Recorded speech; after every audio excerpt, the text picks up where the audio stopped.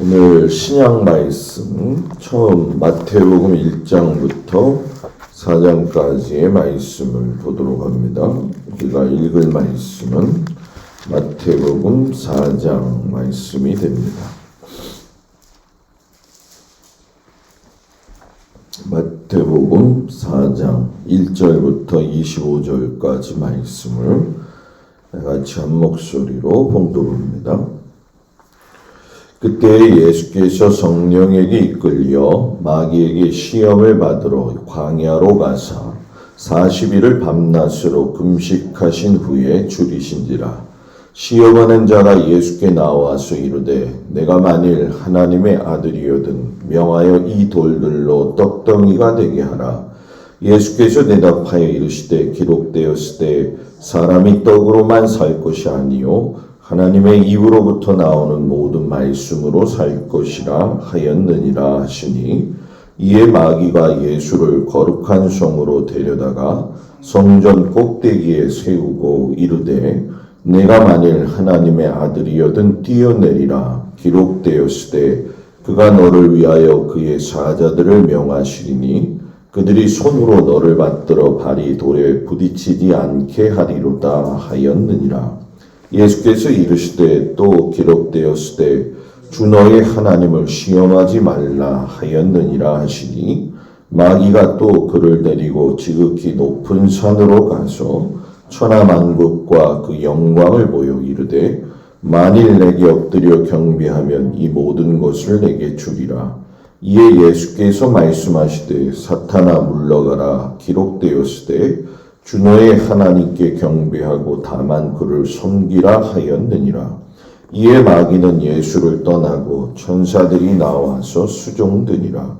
예수께서 요한이 잡혔음을 들으시고 갈릴리로 물러가셨다가 나사렛을 떠나 수블론과 납달리 지경 해변에 있는 가버나움에 가서 사시니, 이는 선지자 이사야를 통하여 하신 말씀을 이루려 하심이라. 일러스되 수블론 땅과 납달리 땅과 요단강 저편 해변길과 이방의 갈릴리여, 흑암에 앉은 백성이 큰 빛을 보았고 사망의 땅과 그늘에 앉은 자들에게 빛이 비치었도다 하였느니라.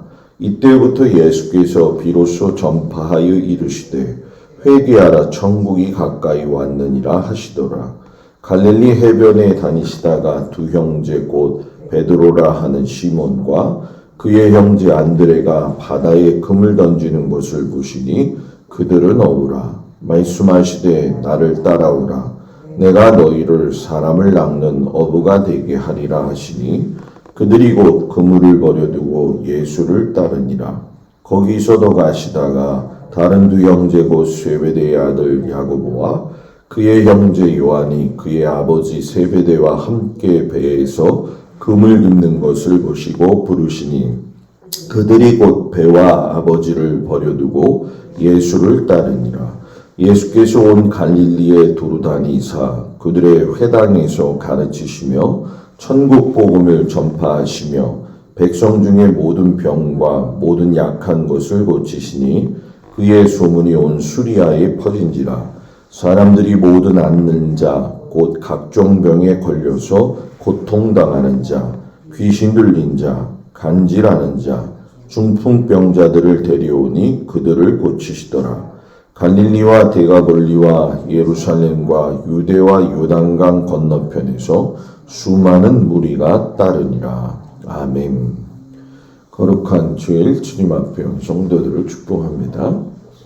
신약의 마태복음 시작이죠.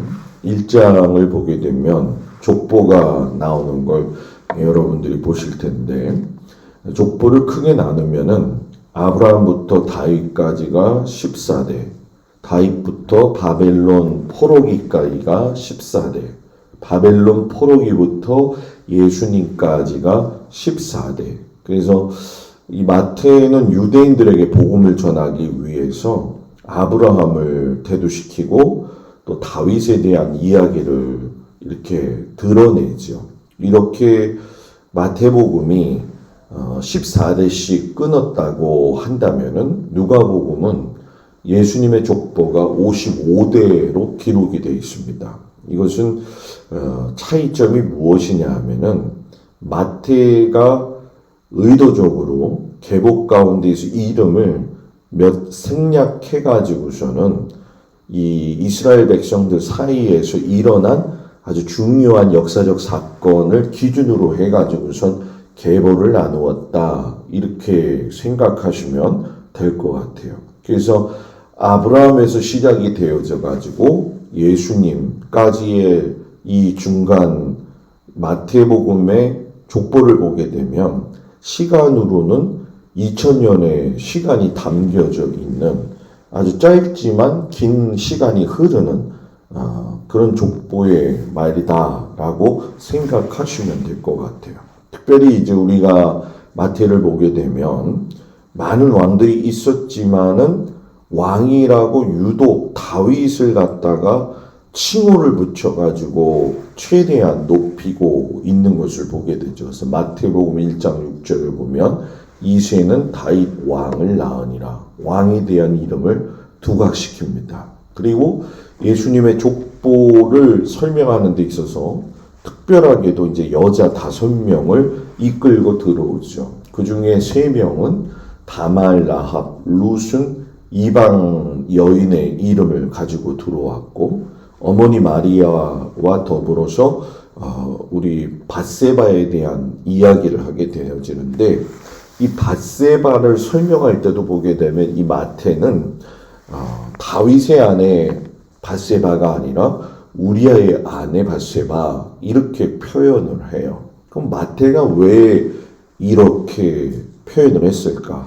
이방인들도 끌고 들어왔다라고 한다면 분명히 이유가 있겠죠. 아까도 말씀드린 것처럼 마태는 유대인들에게 복음을 전하기 위해서 썼던 것이 마태복음이잖아요. 그러니까 이 다윗 왕을 통해서는 유대의 정통성을 이야기하고, 이방인 여자들의 이야기를 통해서는 복음의 이방인들을 위해서 준비되어졌다라고 하는 것을 이야기하고, 또 밧세바 같은 경우에는 아무리 다윗이 왕이라 할지라도 죄인이고 또 하나님 앞에서 또 예수님 앞에서 사함받아야 할 사람이라는 것을 강조하기 위해서 그랬다는 거죠. 그러니까 세상 누구도 예외 없이 예수님이 필요한 것이고, 세상 모든 사람들이 다 죄인이고, 죄인의 해결 방법은 예수 그리스도의 십자가의 보혈의 은혜가 아니면은 할 수 없다, 이것을 이야기하기 위함이죠. 그리고 동방 박사들이 베들레헴으로 이제 찾아와서 예수님의 탄생을 축하하는 이야기가 적어져 있지만, 마태가 이 부분에 대한 것도 쓴 이유는 그가 성경에서 나오는 하나님의 말씀, 곧 예언의 말씀이 이루어졌다라는 것을 분명히 하시기 위함이죠.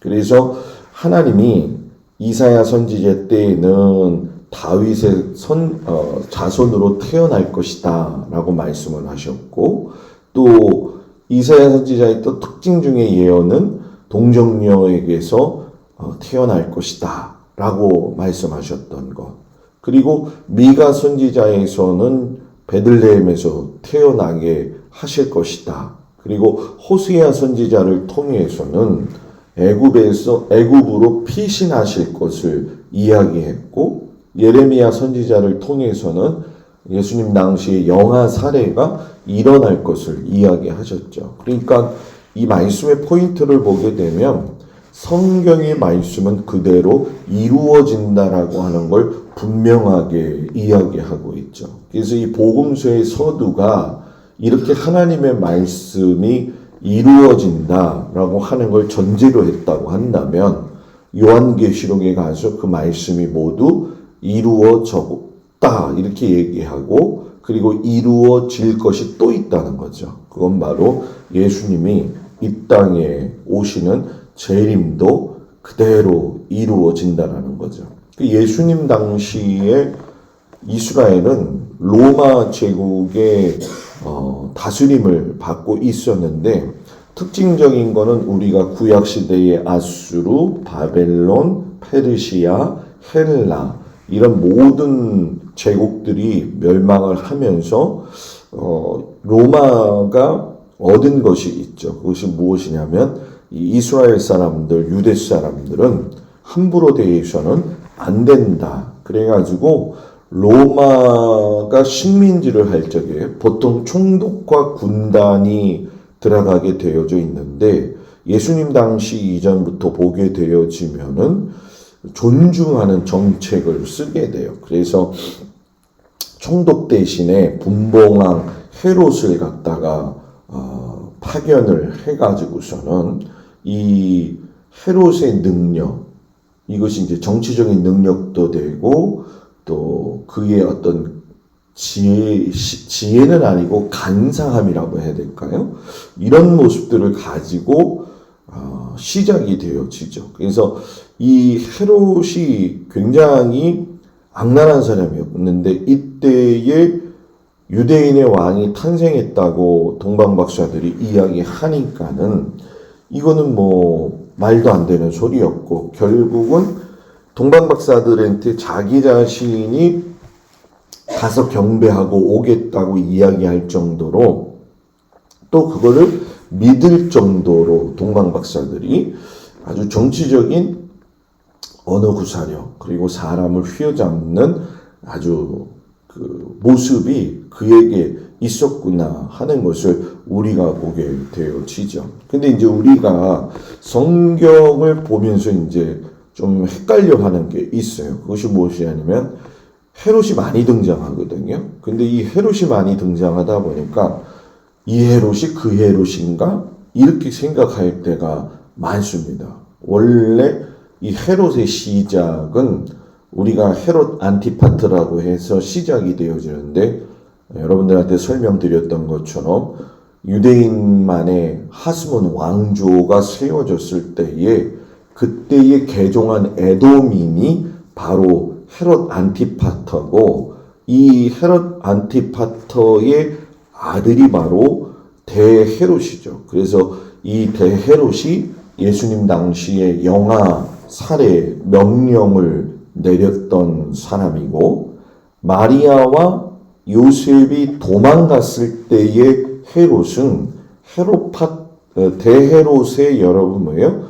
아들이었던 헤롯 아켈라오라고 하는 왕, 이제 분봉왕이 되어지죠. 그래서 우리가 뭐 여러 헤롯이 등장하지만 제일 살펴본 거는 예수님 당시의 영아살의 주범이었던 대헤롯, 그리고 이 예수님이 피해서 도망가셨던 헤롯 아켈라오가 제일 중요하다 생각하시면 될 것 같아요. 그래서 이 대헤롯이 그 당시에 이제 가이사죠. 그 가이사와 그의 양자였던 로마 총대의 그 총독의 옥타비아누스라고 하는 그 사람을 갖다가 기리기 위해서 가이샤라라고 하는 항구 도시를 세웠죠. 요 가이샤라 항구 도시는 로마에 가기 전의 전초기지였고 수요 예배 때 지난주인가요? 지난주에 말씀드렸던 가이샤라 빌립보는 또 다른 거예요. 가이샤라는 항구, 가이샤라 빌립보는 이스라엘 북쪽 지역의 헐몬산 밑에. 그래서 이것이 바로 대헤롯과 헤롯 아켈로와 그 밑으로 나오고 있는 또 헤롯을 통해서 지어지게 되어진 것이죠. 그래서 이 헤롯 가문의 특징을 보게 되어지면은 상당히 예수님하고 관계가 깊게 되어지죠. 더군다나 예수님 어렸을 당시에 피신되어질 때의 주역이었던 이 헤롯 아켈라오는 워낙 악하고 워낙 그 포악하기 때문에 당시의 유대의 지도자들이 오죽하면 로마에게 좀 이 사람을 바꾸어 주세요, 숙청해 주세요 요구했을 정도로. 그래서 결국은 쫓겨나게 되어지지만 사도 바울이 잡혀가는 그 순간까지도 헤롯 가문은 그대로 나타나게 되어지죠. 그래서 헤롯 우리가 빌립 2세 같은 경우에는 가이사라 빌립보를 세웠고, 헤롯 안티파스는 아까 이야기했던 예수님의 공생의 3년 동안의 권력자였고, 헤롯 아그리빠는 사도행전 12장에 나오는 사도 야고보를 갖다가 처형한 인물이고, 헤롯 아그리빠 2세는 사도 바울이 잡혀갔을 때에 대화 나누었던 재판 때의 왕이다. 그래서 목사님 너무 어려워요 이렇게 얘기하시겠지만 딱 한 가지 이렇게 하시면 돼요. 헤롯 가문은 참 안 좋다. 이렇게 생각하시면은 좀 편하실 거라고 생각이 되어져요. 그래서 이 선지자에 대한 예수님의 등장으로서의 시작이 마태가 어디서 시작이 되어지냐면은 아브라함에서부터 시작을 하게 되어집니다. 그리고 아브라함과 더불어서 세례 요한까지 이야기를 하면서 이 마태가 얘기하고자 하는 것은 율법과 선지자의 율법의 시작인 모세, 선지자의 마지막인 요한의 마지막까지 다 하나님의 복음을 위해서 그들이 부름 받았다라는 것이고, 이 두 가지를 충족시키면서 율법의 완성과 그리고 선지자로서의 부르심에 대한 사명을 감당하신 분이 누구냐? 예수님이시다. 그리고 그 율법과 선지자를 통해서 예수님은 하나님의 나라를 뭐예요?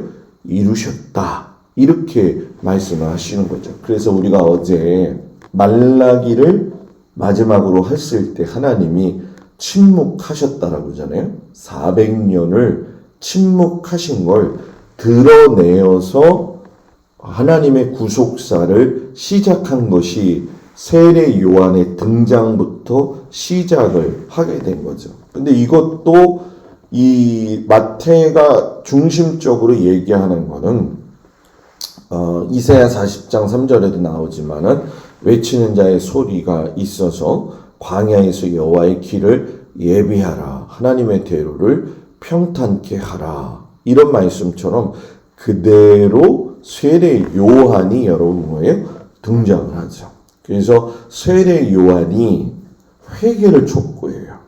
그리고 유대인들에게 세례를 베풀죠. 그러니까 400년 동안의 침묵을 깼을 때에 가장 선포한 메시지가 회개잖아요. 그러니까 회개는 하나님이 믿는 자들에게 주시는 복이죠.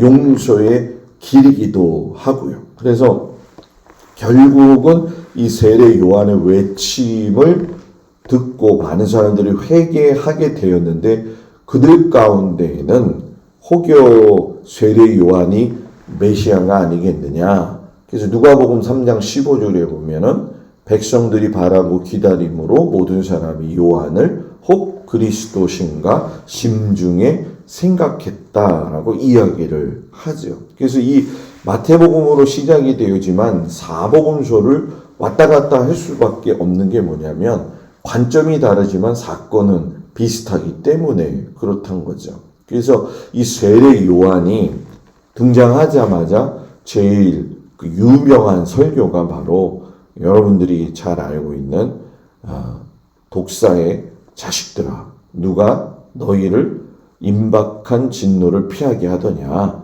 사두개인과 바리새인한테 한 설교인데, 이게 일명 여러분 뭐예요? 도끼 설교라고 얘기를 해요. 도끼가 나무가 뿌리에 놓였으니 좋은 열매를 맺지 않은 나무마다 찍혀 불에 던지리라. 그러면서 이 예수님의 시대를 준비하게 되어지는 거죠. 결국은 이 세례 요한의 등장은 말라기 선지자의 말씀의 성취예요. 그래서 이 마태복음의 시작은 말씀의 성취로 시작이 되어지고 그것은 그대로 이루어진다라고 하는 것을 강조하고 있죠. 그래서 모든 성도들이 깨달아야 될 것은 우리가 읽는 이 성경의 모든 이야기는 예언이었고 역사 속에서 그 예언이 이루어졌고 이루어져 가는 책이고 이루어질 것이라고 하는 책이 되어진다라는 거죠. 그래서 이건 이루어지는 하나님의 말씀이라는 거예요. 예수님이 공생애를 앞두시고 이제 40일의 광야 가운데 세 가지 먹는 것, 절하는 것 이렇게 얘기하지만 다른 말로 표현하면은 경제적으로 풍부한 메시아가 되든지 신비한 메시아가 되든지 정치적인 메시아가 되라고 하는 사탄의 유혹이죠. 근데 예수님의 모든 말씀이 모세를 통해 가지고 말씀하셔서 말씀으로 무찌르셨어요. 그래서 신명기 8장 3절에 보게 되면 사람이 떡으로만 사는 것이 아니요 여호와의 입에서 나오는 말씀으로 사는 것이니라. 이게 신명기 8장 3절에서 나오는 말씀이고요. 6장 16절에서 너희의 하나님 여호와를 시험하지 말아라. 그리고 6장 13절에 가서 여호와를 경외하며 섬기며 그의 이름으로 맹세할 것이니라 하면서 이 마귀의 시험을 하나님의 말씀으로 이기더라 하시는 거죠. 그러니까 우리가 영적 전쟁의 가장 기본 원칙은 말씀을 알아야 돼요. 우리가 간혹 하나님의 뜻을 알아야 됩니다. 주님의 뜻대로 살아야 됩니다. 또 주님의 뜻대로 살겠습니다. 그럼 주님의 뜻이 뭐냐는 거죠. 그래서 말씀을 봐야 된다는 거죠. 그래서 이것이 대단히 중요하다는 거예요. 예수님은 그 이후에 오늘 우리가 읽은 말씀을 보게 되면 아시지만 이제 세례 요한 이후에 회개하라고 하는 말씀을 똑같이 하시죠. 그러나 의미가 다르다는 건 제가 여러분들한테 말씀드린 것처럼 하나님 나라 전파를 위해서 회개를 전하기 시작하셨다는 것이고 이 공생의 시작은 세례 요한이 잡혀 들어가는 순간부터 시작이 되어져요. 왜 잡혀 들어갔는지는 잘 아시죠? 헤로디아의 일 때문에 결국은 소반의 머리가 얹혀서 죽게 되어지는 안타까운 현실이지만 이 세례 요한의 죽음은 예수님의 등장을 앞당기는 정확하게 등장시키는 사건이 되어졌다라는 거죠. 결국 우리가 이 말씀 속에서 제자들을 불러내시고 공생애를 직접적으로 이제 사역을 하시면서 모든 구약 성경의 예언은 메시아 예수님의 등장을 이야기하고 있고 그 등장은 하나님이 죄인을 구하러 오시기 위함이었고 죄인을 구하기 위하신 방법은 무엇이었느냐? 마태복음 오늘 4장 23절에 그 답이 나오죠. 그건 뭐냐? 갈릴리에 두루 다니사 회당에서 가르치시고 천국 복음을 전파하고 백성 중에 모든 병과 약한 것을 고치시니. 세 가지죠. 가르치셨다, 전파하셨다, 고치셨다.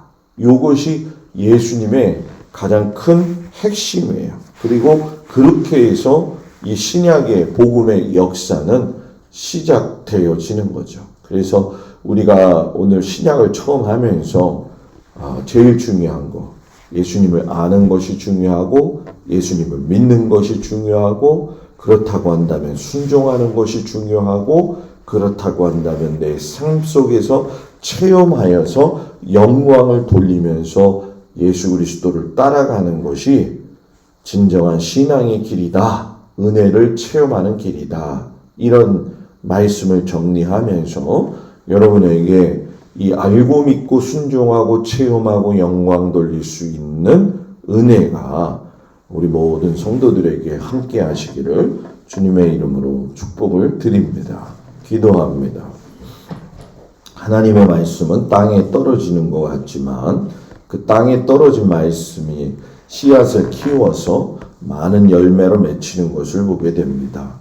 구약의 모든 말씀이 예수님에게 집중되어져 있는데 이 예수님이 오늘 말씀으로 등장하시는 것을 우리가 보게 되어집니다. 그 예수님은 지금 우리 곁에 안 계신다고 하지만 다시 이 땅에 오셔서 이 땅을 심판하시고 또 모든 믿는 자들과 연약한 자들과 우는 자들의 이 땅의 소망의 재림주로 오심을 저희가 믿습니다. 하나님의 말씀은 예언된 말씀이고 그 말씀이 또 이루어졌고 이루어져 가고 있다라고 하는 걸 깊이 깨닫고 우리의 신앙이 하나님의 말씀을 깊이 알고 그 말씀에서 벗어나지 아니하며 말씀해 주시는 은혜를 충만히 누리며 살아갈 수 있도록 주께서 함께하여 주옵소서. 거룩한 주일입니다. 모든 성도들을 주님 붙들어 주시고 축복하시고 하나님의 전에 나와서 아버지의 쇠임 얻게 하여 주시옵시고 일터와 가정과 자녀들 위에도 하나님의 도우심과 인도하심 가운데 승리하는 귀한 날 되게 하여 주옵소서. 예수님의 이름으로 기도드렸습니다. 아멘. 하늘에 계신 우리 아버지여 이름이 거룩히 여김을 받으시오며 나라의 마옵시며 뜻이 하늘에서 이루어진 것 같이 땅에서도 이루어지이다. 오늘날 우리에게 일용할 양식을 주옵시고 우리가 우리에게 죄진 자를 사하여 준 것 같이 우리 죄를 사하여 주옵시고 우리를 시험에 들지 말게 하옵시며 다만 악에서 구하옵소서. 나라와 권세와 영광이 아버지께 영원히 있사옵나이다. 아멘.